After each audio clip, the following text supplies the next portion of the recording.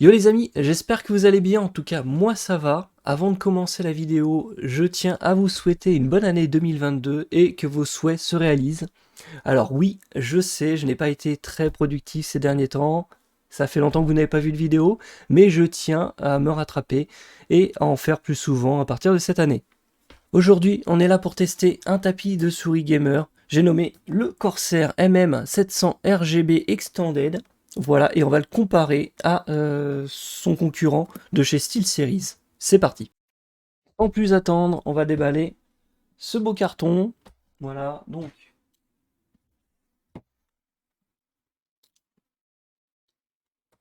Et de 1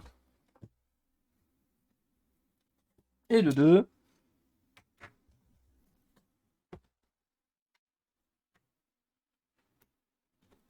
On fait ça proprement.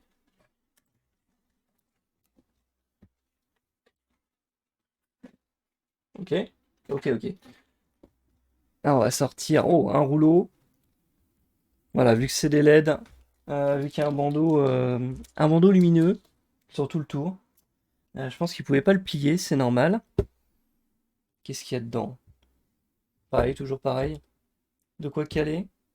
On voit là un peu. Donc on n'a plus besoin du carton. On a, on a ça. Oh bon, ok, plus rapide.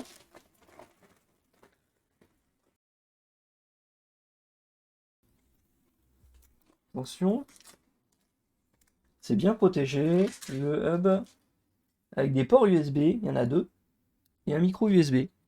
Un micro USB, à mon avis, on va le brancher comme ça. Et donc là, il y a un port USB ici et un deuxième ici. Voilà. Alors, là, on est déjà du côté de l'autre côté. Il y a quelque chose là-dedans. Il y a quelque chose, ouais. Un manuel. Ok. Garantie. Très bien. On n'a pas besoin. Tube carton pour protéger. Et un câble USB type C. Voilà, c'est propre. Ils ont fait du USB type C. C'est bien.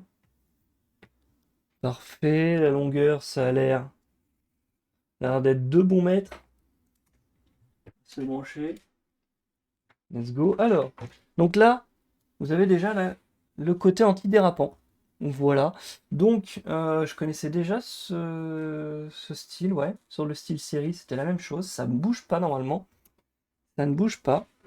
Et, et, et, et j'ai dû faire de la place, évidemment, parce que, vous voyez, il est assez grand. Un grand tapis.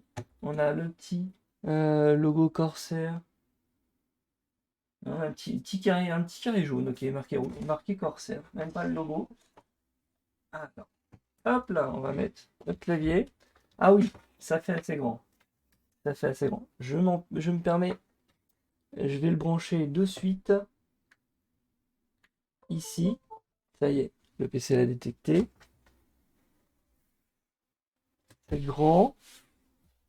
On va regarder ça. Alors, ah, ça glisse bien. La matière est super. Bon, pour l'instant, il y a encore quelques plis, hein, c'est normal. Il est enroulé. Faut juste qu'il s'aplatisse. Voilà. Là, il s'est tout de suite synchronisé avec mon profil de lumière que j'ai mis dans iQ. Voilà, iQ qui est le logiciel à utiliser avec ce tapis, qui gère tout l'écosystème et tous les périphériques Corsair.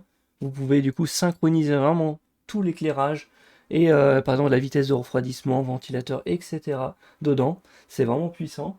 Je vais vous faire une petite comparaison avec le SteelSeries. Alors, c'est le SteelSeries QCK Prism XL. Voilà. Donc, vous allez me demander la taille. Donc, la taille du Corsair, c'est 930 mm par 400. Voilà, si je ne me trompe pas, c'est ça.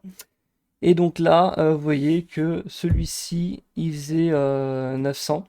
Donc, il y a quelques centimètres de différence. Et là, il y a 10 centimètres, ce qui fait 300, celui-ci. Voilà, mais sinon, on a la même matière qui glisse là, très agréable. Et on a cette matière antidérapante. Donc voilà, ça m'avait déjà conquis. Et je trouvais déjà celui-ci très bien. Après, pourquoi, vous allez me demander, pourquoi changer? Pourquoi changer? Bah justement, c'était pour être dans un écosystème entièrement Corsair et pouvoir utiliser le logiciel IQ qui allait me synchroniser toutes mes lumières ensemble. Et tout de suite, on passe au logiciel IQ de Corsair. Voilà, donc moi je l'avais déjà installé sur l'ordinateur vu que j'ai déjà beaucoup de périphériques Corsair. Et on voit notre nouveau tapis qui est là, qui est arrivé. Donc c'est compatible avec plusieurs matériels de chez Corsair et d'autres, hein, comme la carte mère Asus et la Nvidia, la GeForce RTX. Voilà. Donc on rentre sur le tapis. Je vais changer de profil test. C'est parti. Et on peut vraiment choisir ce qu'on veut. Là, je pourrais supprimer si je veux. Personnaliser. Je peux mettre une couleur statique. D'un côté, par exemple, on va mettre du bleu de ce côté-là. Ok, c'est pas mal. Et de l'autre côté, on va mettre couleur statique. On va mettre autre chose que du blanc. Ah oui, donc alors là, voilà. J'ai choisi, je peux mettre sur le logo là du rose. Et la barre ici. Voilà, le rose, je vais le mettre sur les deux coins. Et là, je vais mettre une ondulation de couleur. Je vais le mettre juste ici, voilà, sur le logo. Et tout de suite, qu'est-ce que ça donne? Donc on a bien nos deux zones. Oui, voilà. Vous avez deux zones, même trois. Donc on avait là, j'ai mis une ondulation, enfin une vague de couleurs. Voilà, petite ondulation. Change de couleur. Et donc là, le premier canal, on a mis bleu. Et la rose. On voit mal. Si, on voit que c'est du rose. C'est la lumière qui fait ça.